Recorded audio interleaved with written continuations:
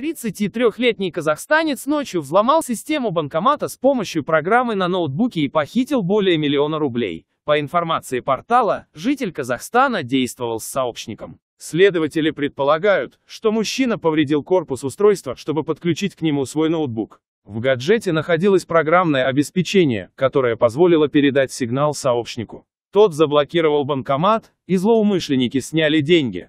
Отмечается, что забрать оставшийся в устройстве еще 1 миллион рублей у казахстанца не получилось, так как сработала сигнализация, и на место прибыли сотрудники полиции. В настоящее время уголовное дело передано в суд на рассмотрение.